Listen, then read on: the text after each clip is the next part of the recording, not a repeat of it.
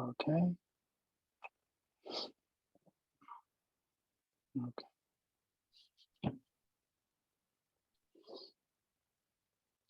To begin, we can put our hands together as a sign of respect for the Buddha, the Dhamma, and the Sangha. We recite Namo Tassa 3 times.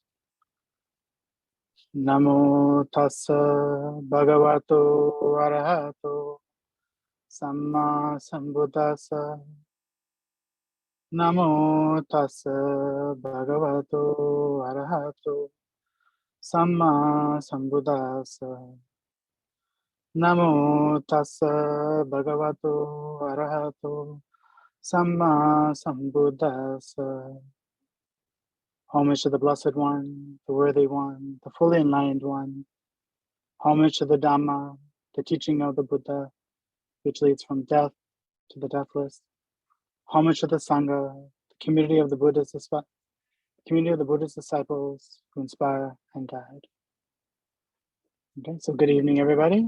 Thank you for joining us for this 6th-9th of these lectures on the Satipatthana Sutta, or the 4 foundations of mindfulness Sutta. So before we begin tonight, let's just go over a quick review of what we went over last week. Last week we covered the section on contemplating of the 32 parts of the body, and we mainly focused on the first 5 of those: head hairs, body hairs, nails, teeth, and skin. And we discussed how we can use reflections and visualizations on how we could see how these 5 parts of the body change over a period of time, how they don't sustain. Head hairs get dirty, they get greasy. When we're very young, they're very soft and very vibrant, but over their time, they gray, they can become brittle, they fall out. So all this emphasis and all this attachment we have for our head hairs really could lead to a detriment to us. Maybe we might not be like that, but a lot of other people do have this very strong attachment to their personal appearance, to their hair. Spend lots of money getting it clean, getting it fixed up, getting it cut and designed and colored and all these kinds of things. But when head hairs go through their natural rhythm, they go through their natural flow, their natural change, they become disheartened, they become saddened, they become distressed, they freak out, and all those kinds of things. So by reflecting on this overall nature of the hair, we do a service to ourselves by lessening and by breaking and by developing a much more healthy relationship with our physical body. So the head hairs, body hairs, nails, teeth, and skin. We go through them, reflect on their nature. They're not I, they're not me, they're not myself. These head hairs are impermanent, they're unsatisfactory, and they are not self. So we see the head hairs in our mind, and we reflect on them, focus on them, and so on and so forth. But that was last week. So this week, we're going over a section of the sutta which has some similar themes and some crossover, as a lot of these different sections encourage each other. They have a lot of crossover, and we can incorporate different things from the different sections of the 4 foundations into this particular section of the sutta. So this section is called the meditation on the elements, or the Dhatu Manasikara. And the Buddha says,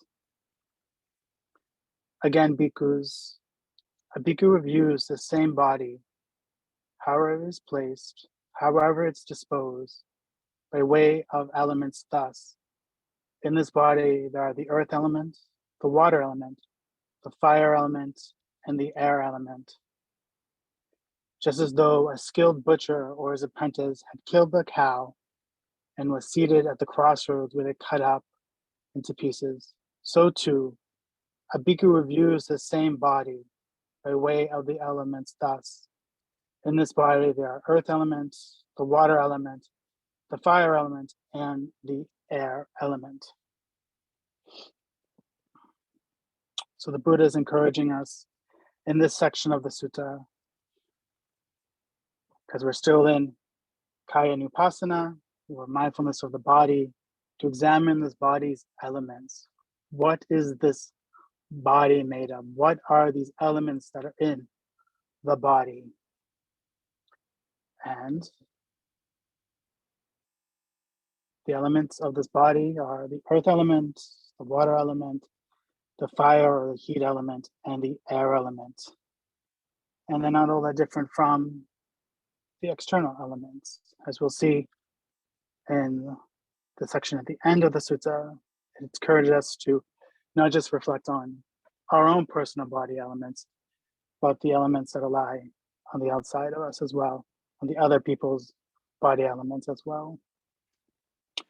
So last week we went through the various parts of the body using reflection visualization. So the way that this with this part of the sutta is fairly different from what we went over last week. Last week was a lot of reflection and visualization. But when we practice Dhatu Manasikara, or the mindfulness on the elements, it's more of an experiential practice.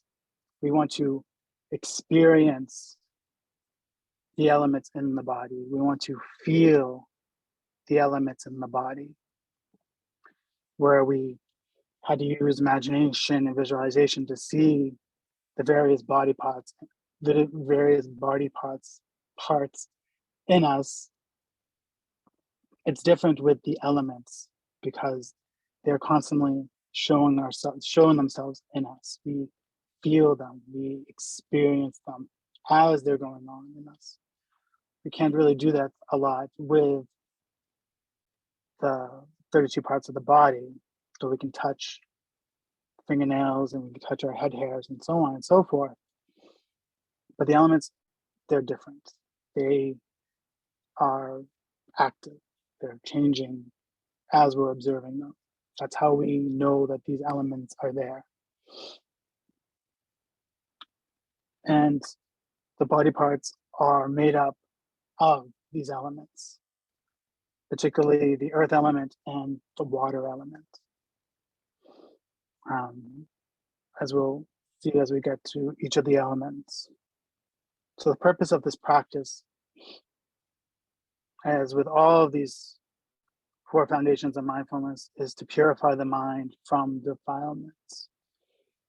As we go through, as I will mention again, the defilements are not sins or anything of that kind of attitude. They're more just unwholesome attitudes or unwholesome attitudes or unwholesome perceptions of what these things are. They're just things that we've clung to, or attached to, have related with, and kind of build up this attitude and this mentality around, which are not always to our benefit. They can do more harm than actually do good. That's what the defilements are. We get angry about the elements or other people's elements, or we lust over and fetishize and get obsessive about things. But they're just however we feel about these 4 elements, they're just the 4 elements. No matter how much we paint them up, no matter how much we fantasize about them, no matter how much we get angry about them, no matter how much we are delusional about what these things are, they remain the same. They're just body parts. They're just elements. It is what it is. So the benefits from this practice is to experience them, to see them what they really are. So when we direct our mindfulness to the elements, we get the opportunity to experience them, get to really know what they are, freed from the defilements, freed from delusions, freed from anger, freed from lust. We just experience them. We see the earth element just as earth elements. We see The air element just as air element, the heat element just as the heat element, water is just the water element, and air element just as air element. So it's not entangled with the defilements. It's not caught up in defilements. Defilements might come up, but we don't let them stay. We don't bring them in.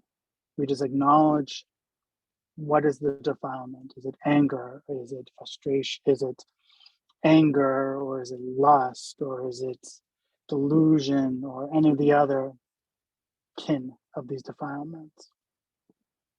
We acknowledge that it's there, and we do something about it. We let them go. We go back to what the element is. We go back to it. We go back to earth. We go back to air. We go back to water. We go back to heat. Freeing it, letting it go from the element. And we just experience the raw, the undefiled, the unadulterated elements. And that leads to peace of mind. That leads to understanding. That leads to happiness, and so on and so forth.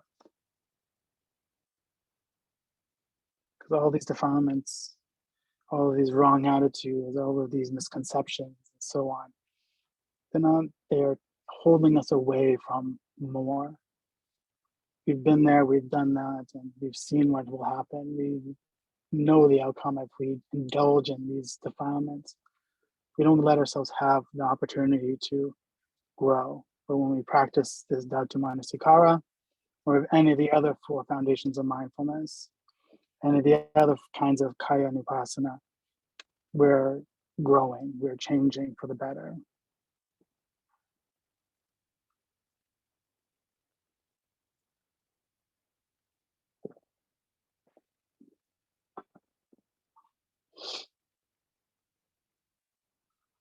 So as we've seen with this section of the sutta, it's very short, barely, like pretty much just like a paragraph. But in the Majjhima Nikaya, or the middle length discourses of the Buddha, which is a part of the Pali Canon, there's 3 wonderful suttas that deal with the elements. There are 3 of my favorite suttas in the Majjhima Nikaya. I've read them many, many times over, and they've given me lots of wonderful tools to reflect on, wonderful things to reflect on in my practice. So I'm encouraging everyone to write down the number of the sutta and the title, so you get a better understanding of these elements and how to practice with the elements. So the first one is the Greater Discourse of Advice to Rahula. This is a sutta where the Buddha is teaching Venerable Rahula, who is his son, his actual biological son. He's teaching them about these elements. That's number 62 of the Majjhima Nikaya, or the Middle Length Discourses of the Buddha. The second one is 140, the exposition on the elements. So it's another sutta where the Buddha is going through the elements and various other subjects of meditation. And the last one is number 28, the Greater Discourse on the Simile of the Elephant's Footprint. And that is probably one of my favorite suttas in the Majjhima, in the Middle Length Discourses of the Buddha. So I encourage you all to read these 3 suttas. If you haven't read them before, definitely read them. If you've read them before, I highly encourage you to read them again. Take notes, reflect on the different teachings that the Buddha is giving in those suttas, and you would all be better off. So let's go into what are these 4 elements. As I mentioned, they are the 4 primary elements: earth element, water element, air element, and heat element, or the fire element. So let's go through the earth element. So the earth element is experienced as hardness, softness, roughness, and smoothness. So whenever we are experiencing something that's hard or soft or rough or smooth, this is an experience of the earth element. This is how we feel the experience and feel the earth element within ourselves and also externally as well. So whatever posture we're in, say we're meditating, sitting on the floor, whenever we're sitting, we can feel the earth element. We can feel the softness of the cushion we're sitting on. We can feel the softness of our hands on our lap. Feel the softness of the tongue or the roughness of the tongue in our mouth, softness of our lips. These are all representations. These are all examples of the earth elements. We feel the beating of the heart in the chest, that organ, that heart. That is the earth elements. We can experience, one second.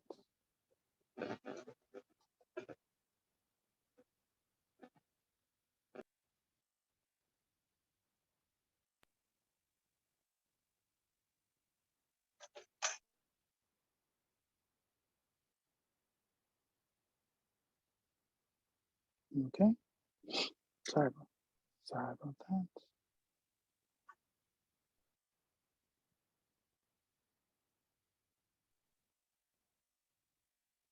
Angie, you gotta mute yourself. Okay, thank you. Okay, so when we're sitting, meditating, feeling softness, feeling hardness, feeling roughness, feeling smoothness, that is the earth elements. While we're sitting and we're transitioning from our posture, we experience the weight of the body. The earth element has a sense of weight to it. It's got mass. It has weight and it has buoyancy. It has all those things. So when we're getting up, we feel the foot pressed against the floor or our backside pulling us down. We feel the gravity pulling the physical body down. That is the earth element. When we're experiencing expansion and contraction of the chest and the abdomen while we're breathing, the physical object that's getting pushed out or falling back, that is the element of the earth, because it's the physical body, the bones, the muscles, the tendons, the sinews, all of those are the earth element. The heart and the chest is the earth element. The muscles of the abdomen and everything, those are the earth elements. So when we're feeling that push, that physical being that's being pushed forward, that is the earth element. It has the other elements in it, as we'll see as we go through them. But that physical being, that physical object that's getting pushed, that's the earth element. The chest and the abdomen expanding, contracting, softness of our hands on our laps while we're doing sitting meditation, or the hardness and roughness of the foot against the floor while we're doing walking meditation, that's the earth elements. So while we're doing walking meditation, we feel the carpet underneath rubbing up against the foot, because the foot might be softer than the floor. It might be the floor or the ground is much more rougher or anything like that. That's a soft object going rubbing up against a rough object. We would acknowledge that those are just two examples of the earth element. And while we're reflecting on head hairs, body hairs, nails, teeth, and skin, those 5 body objects that we were talking about last year, those are all examples of the earth element. And the other body parts that are soft, hard, etc., we can reflect it there. So head hairs, body hairs, nails, teeth, skin, sinews, bones, kidneys, lungs, all of those body parts will fall under the element of the earth. Though they're made up of other things as well, they are dependent on other things, dependent on other elements, they're still considered earth element because they have mass, they have physical shape, they have weight, they have softness, they have hardness, they have roughness to them. So this is how we can reflect on the body, the 32 parts of the body as elements. So no matter how big, no matter how strong, no matter how great, no matter how small earth element might be, can be mountains, can be our physical bodies, can be planets, as long as it has this element of earth, it gets worn down, it gets broken, it crumbles, it is affected by the elements. So this is a reflection on the impermanent nature of this body and of the earth element within this body. It can't always sustain us because its nature is not to be sustained. It comes together, it falls apart. So this is how we can reflect on the anicca of the earth element, the impermanent nature of the earth element within this body. If it's made up of the earth element, it has a shape, has weight, whatever, it eventually works, it functions, but it can't sustain, it can't last because it's all of its other parts, all of its other elements, it is going to break down, wear down, crumble. This is how we can reflect on the earth element within this body. So let's move on to the water element. So water can be experienced as water, watery, flowing, cohesion. Whenever we become aware of moisture in the body, saliva in the mouth, sweat in the hands, sweat on our face, the sense of dampness, the sense of clamminess, the sense of cohesion, things being held together. One second. So this is an example of lack of water in the body. I'm thirsty.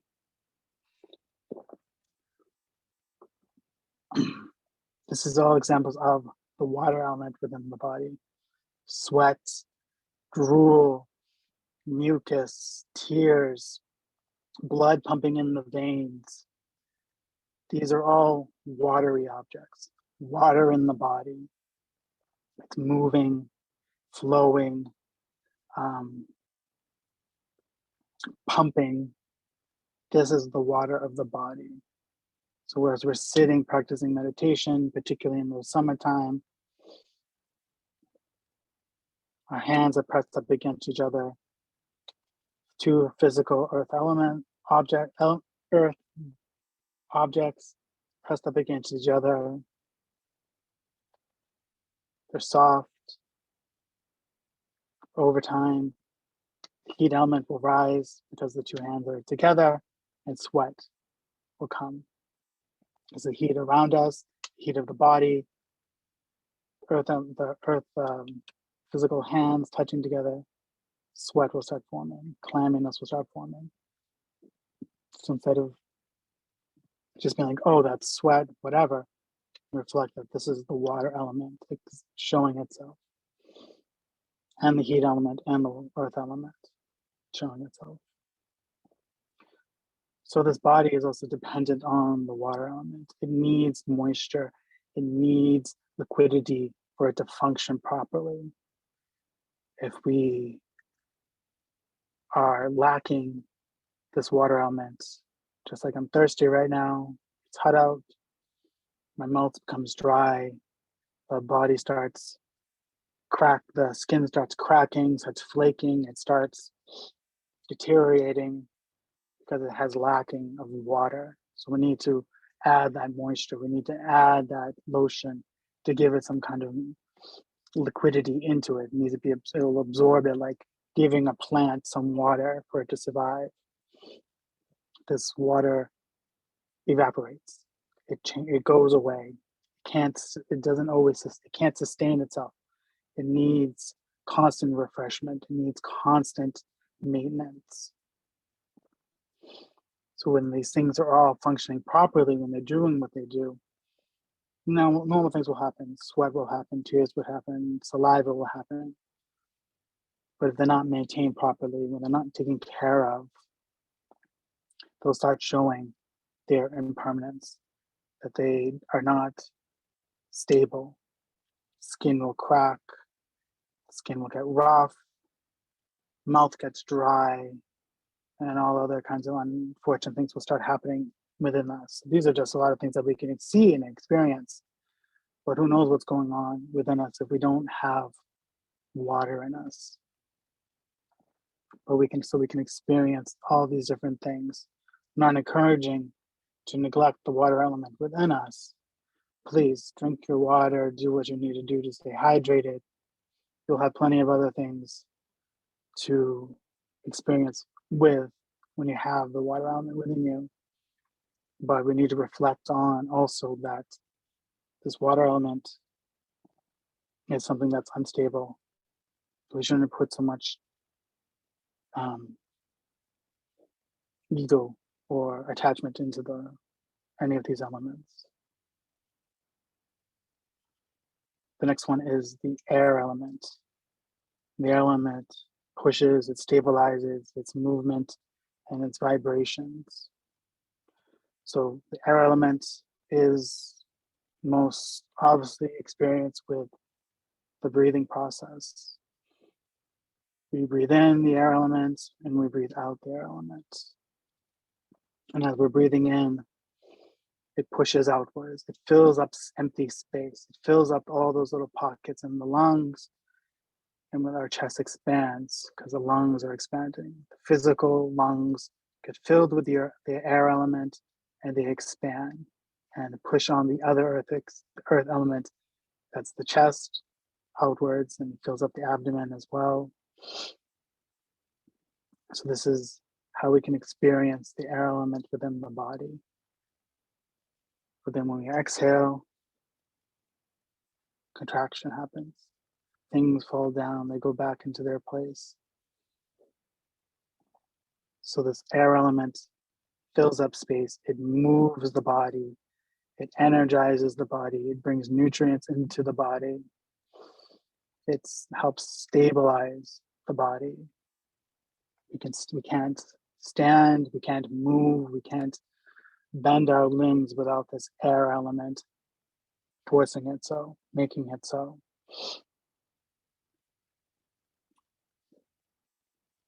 Of course, we need oxygen, we need air. If we don't, we'll fall over. Another example of how we can't stabilize ourselves. We can't maintain an upward posture without the air elements. If we are lacking the air elements, we will fall over, pass out, maybe expire, pass away. But as long as we're breathing in normally, letting the body do what the body needs to do with the air, breathing in, taking in all that fresh oxygen, all the nutrients or whatever going through the body from the air, all that oxygen, and breathing out normally, we're able to stand up, we're able to function properly. Also, air elements, also example of gases in the body, bloating, belching, farting. Those are all different examples of the air element doing what it needs to do. But when there's too much air element in the body, we have bloating, we get stomach cramps, we get stomach pains, we don't feel too good. So this air element cannot always be a pleasant thing. But the air element, when functioning very properly, we have mobility, we have stability, we have movements, we feel all that refreshness from the air element.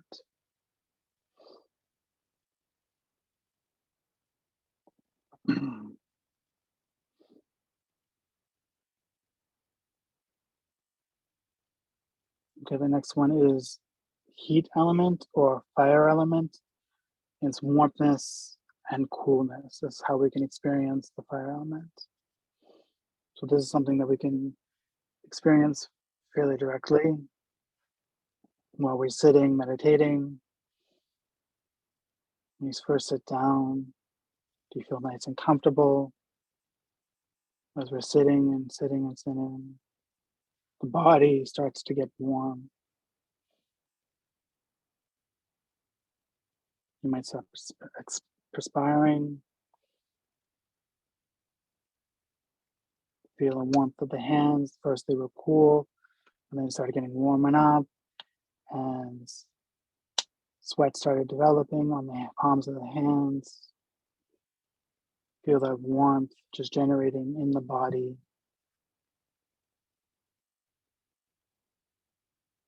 But then a cold breeze will come in and you feel the coolness. So this is how we can experience the heat element, that sense of warmth, that inner fire that's always kind of in us.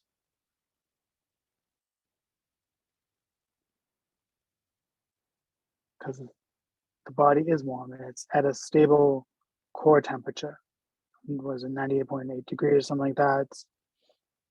So we need that stability of that heat, that warmth in the body. Can't, if we are sick with a virus, the body will heat up, it'll get too hot, the face will get red, sweat starts forming on the skin, we start hyperventilating, we can have seizures, because we need that we need to be at a stable bodily heat.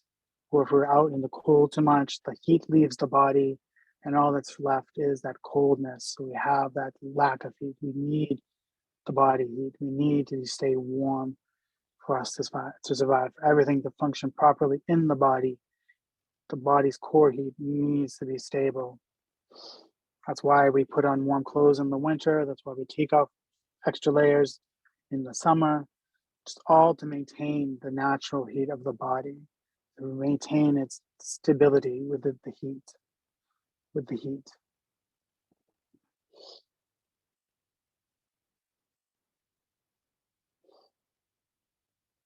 So when we're sitting, meditating, we can experience that warmth or that lack of warmth if it's a little cool out and there's no, say like you're meditating early in the morning and it's winter time, you might feel that slight chill. You put a shawl on or a blanket on or a jacket on. But it also can feel that heat, that pulsing, that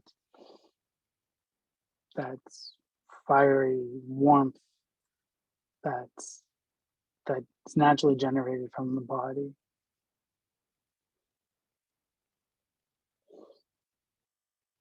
So the heat element, like all the other elements in the body, are constantly in a state of flux. They're unreliable because they follow their own nature. So no matter how much we say these are our elements or this is my body or whatever, it really is just those elements. So as we're sitting, experiencing these elements in the body, we start to realize, we start to truly know, we start to truly experience, we become disenchanted with our thoughts and our ideas about what these elements, what this body is. No matter how much we try to claim it, no matter how much we are attached to it or long for it, is not true. By experiencing them, by seeing them for what they really are, freed from those defilements, freed from those fantasies, we truly get to know that how is this really a me? How is this really a mine? How is this really myself? It's just these elements going through their processes, going through their natural rhythms. And we see, and when they get out of whack, you truly experience of like, wow, this is not something that we should really be clinging to or calling ourselves. That's not necessarily wise. This is just the heat element or the air element or the water element or the earth element. And this is reflected on in the little simile that the Buddha gives in the sutta, with the example of the butcher cutting up the cow. So we call it a cow when it's all together. But if we were to take it out, cut it up, you've got beef, you've got steaks, you've got ribs, you've got all these different cuts of meat. And that's just like with this physical body. When we take out the earth elements, when you take out the water element, and you take out the fire element, and you take out the air element, they're just the elements. They're not this body anymore. They're just the elements. And that's something that we can do and reflect on throughout the day. Just visually take out the body, take out those elements. This is the earth element. This is the water element. This is the air element. This is the heat element. What is there left? There's no I, there's no me, there's no myself. It's just these elements. Just like the cow being cut up. We can cut up our own physical body, elemental wise, visually, imaginatively, taking out the elements. There's no longer this human being. There's no longer this me, myself. It's just these elements.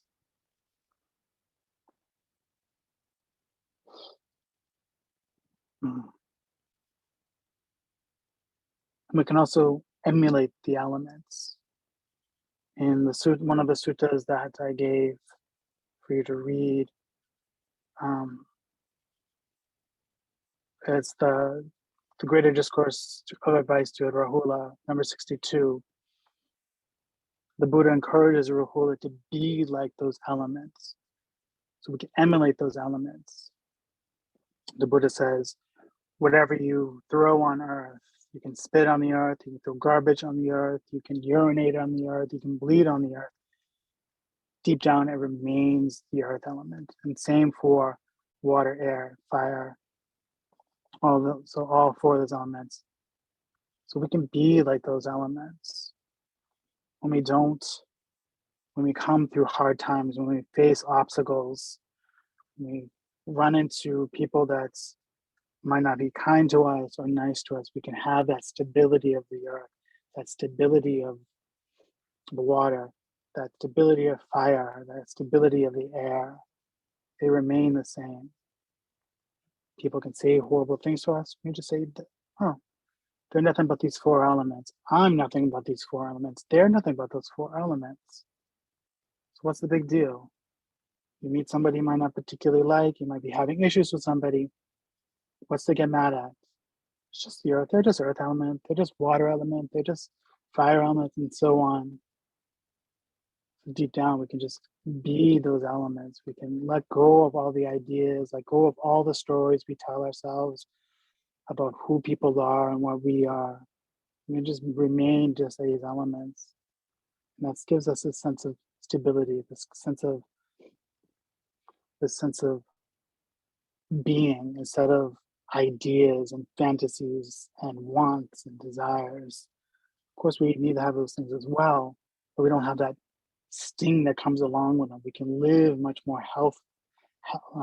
well. We can live much more healthily. That's not really a word, but you get the idea.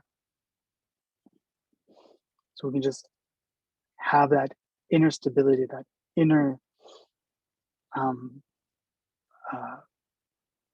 inner peace that comes with just being elements. We don't need to be this. We don't need to be that.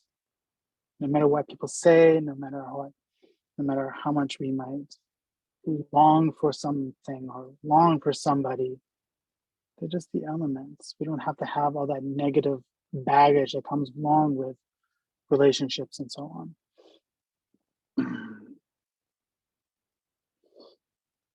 And the section of the sutta ends in the same way that it ends in a lot of them. In this way, he abides, contemplating body as body, internally, externally. So these internal elements are the same as like everyone else's elements, just earth, air, fire, water, just as ours. So both internally and externally, the elements all around us are all the same thing. They follow the same rhythm, just as our elements, just as other people's elements, and just as the elements are all around us. They all have that same nature. Everything that exists has these four primary elements, and they all follow the same pattern. They all follow the same nature. And we abide, he abides independent, not clinging to anything in the world. That too is how a bhikkhu abides, contemplating the body as the body.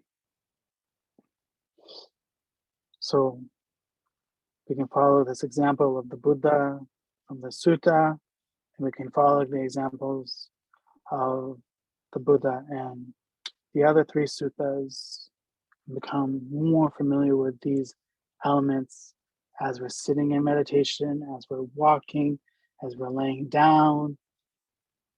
We can observe all of these different experiences: hardness, softness, roughness, wateriness, cohesion, the air elements, the heat element, always going on around us, always going on in us, never stopping.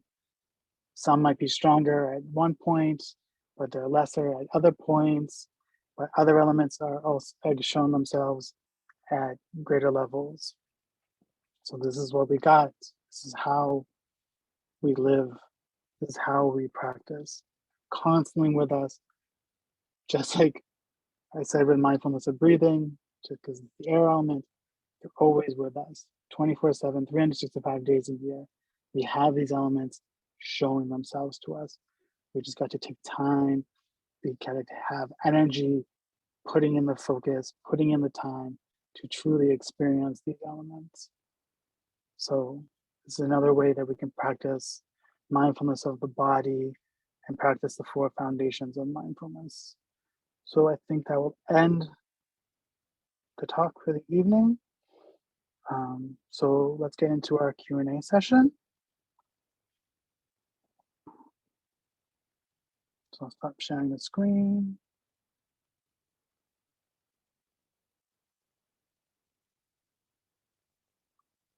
Okay, so is there any questions?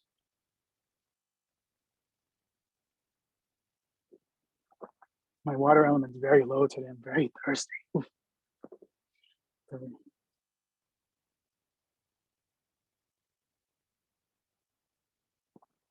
So as always, you can write your messages in the box, so you can raise your little hand.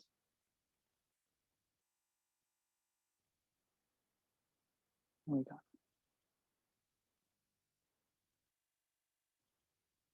Oh, thank you, Marianne.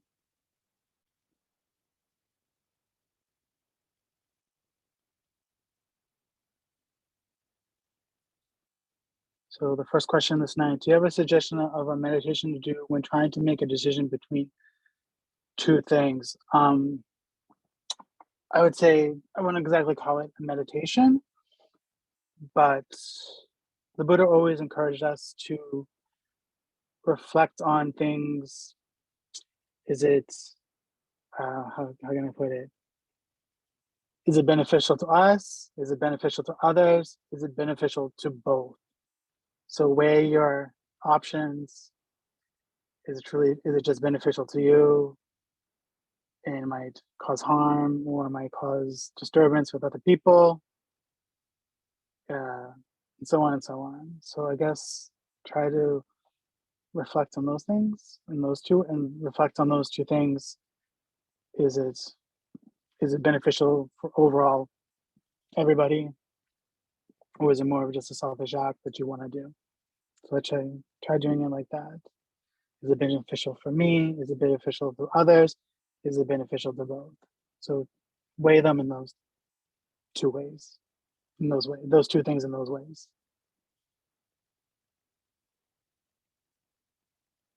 Yeah. Can we find this document somewhere? Thank you, Bante. I don't have, these are just kind of notes that I just use to help myself to kind of keep my mind focused and on track. Um, whatever, however good that might be. But you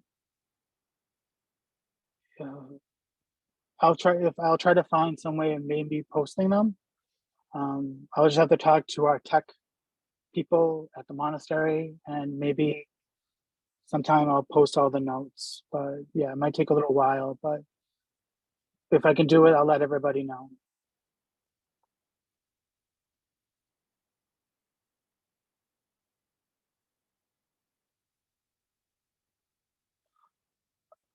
Yeah.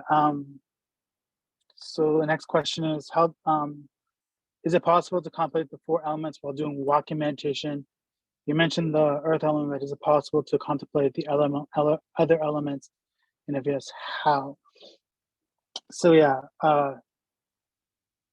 when you're practicing walking meditation, you feel when you're standing at the end of your walking path, just standing there, that stability, that's you're standing up straight, breathing in, breathing out. That's the air element. Being able to stand up straight is the air element. The movement of the limbs is the air element, because we can't move our joints without the air element. When you feel the weight of the body, when you're on one leg, that's predominantly the earth element. Hardness, softness, firmness of the foot on the ground, that's also the earth element. Um, you feel coolness and heat, that is the fire element, or the heat element. Sweating from the feet against the floor, that's the water element. So yeah, you can play with these different things. So always keep in mind, how do they present themselves? So the earth element will always have these characteristics, water element will always have these characteristics, fire element will always have these characteristics, and air element will always have these characteristics. So that's the way that you can play with these elements while you're doing walking meditation.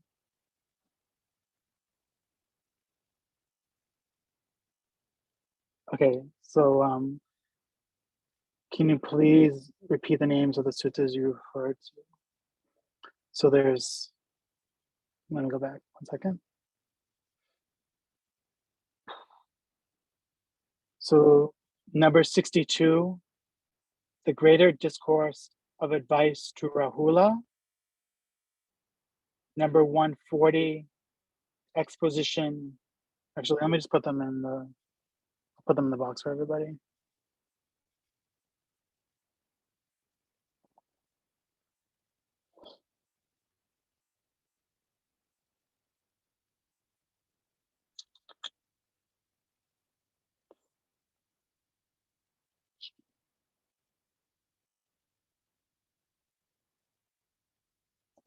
There we go. Oh, sorry. There we go. And these are the names and the numbers from the Bhikkhu Bodhi's translations. So the wisdom publication texts. So they might have different names with other translators. Maybe the numbers might be a little different, but if you put them in Google, you most likely get these as well.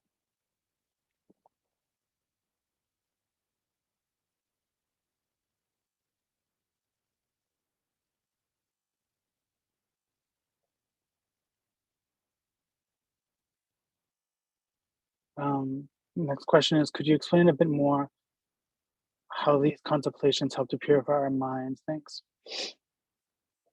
So the defiled mind is a mind, the way that we've mistaken concepts for reality. So we have this physical body. We say all kinds of things about the body, have all kinds of hang-ups about the body, have hang-ups about other people's bodies. We feel anger, we feel jealousy, we feel pride, we feel envy, we feel all those kinds of emotions and attitudes, perceptions, feelings, thoughts, whatever, about all those kinds of stuff. So no matter how much we think about it, no matter how much we label things, no matter how much we tell stories, no matter how much we have ideas about this body, it's not until we actually sit and experience and see, not with labels, not with thoughts, not with imaginations, no matter what our guru told us about what this body is or what we're supposed to do or whatever they say about this or that, when we just sit and experience, come in contact with what those elements are: hardness, softness, wetness, sogginess, heat, cold. That is reality. This is what the body is. It's not ideas, it's not thoughts, it's not imaginations, it's the reality, it's truth, it's Dhamma. So while we're sitting, experiencing without talking, without thinking, without telling stories about it or whatever, we just experience it, get to know it. And the more that we do that, the less the noise is. We hold back the noise while we're experiencing it. We hold back those defilements. We get to bring up the realities, the truth of what it is by just experiencing it without commentary. And that brings that forward. Not the defilements, not the thoughts, not the desires, not the hatreds, not the lusts. It's just the reality, the truth of it. And the more that we do it, the lesser those defilements become. Because the truth will always win out. Not the defilements, the truth. That's because they're always there. The reality is always there. It's just been put into the back seat. Now we're bringing the truth, the unbiased, unjudgmental, undefiled truth to the front seat. The defilements take the back seat, and eventually they'll get out and go away forever because we have the truth in the front seat now. Hopefully that explains it. I'm not fully there yet, so I'm still working on myself. So that's the best it's the best you're going to get from me right now. Thank you very much.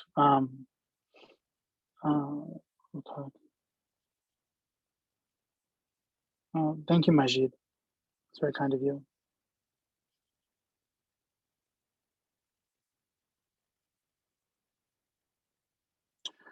Well, you guys are awesome with all these wonderful comments. You guys are truly, truly making my week. It makes getting through this very difficult world so much easier, knowing that you are all supporting me.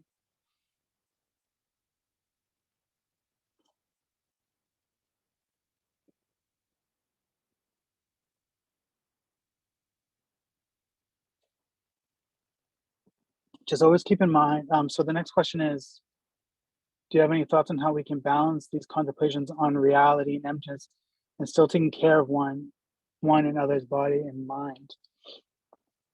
Always keep in mind that we need it. We need this body. We need this mind. So now we have a mission. We have a purpose. That is to grow, to see how far we can truly go. Think of, it's that we're not. We got to, we're going to, what is it? Big sky. We've lived in this box. We lived in a bubble for so long. But there's more to it. There's more to go. And let's see where we can go.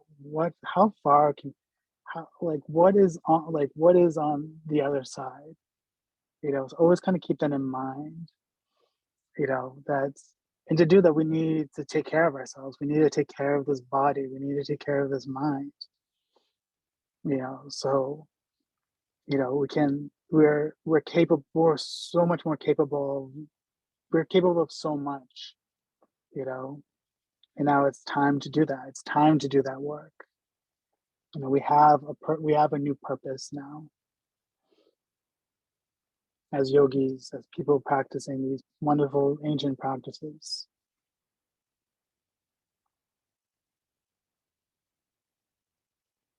Is there any hands raised? Okay, there's no hands raised.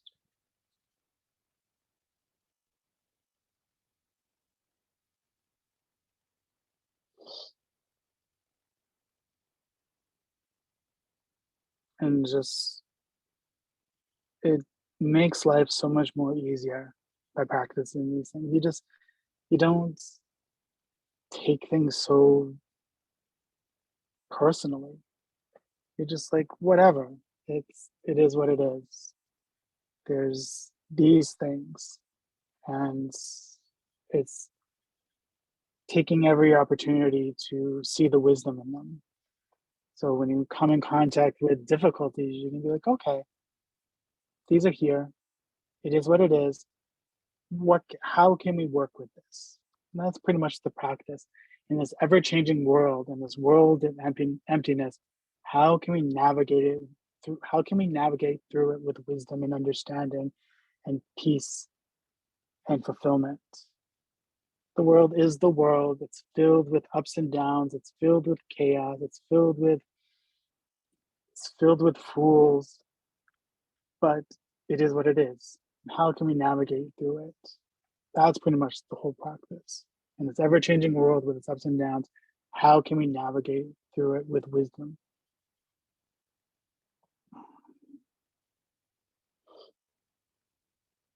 It's better than the opposite. It's better than going through the world with anger and jealousy and pride and hatred and violence or whatever. It's awesome. That's all I can say about it. Okay, so I think that's going to be it for this evening. So thank you everybody for participating.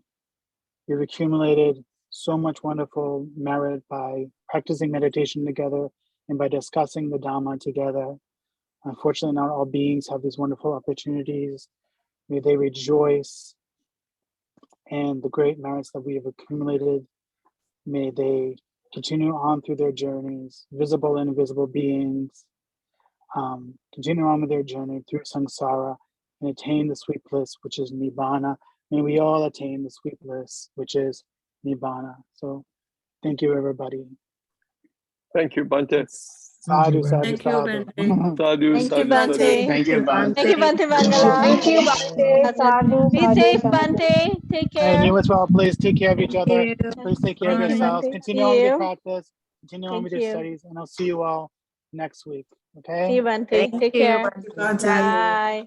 Bye.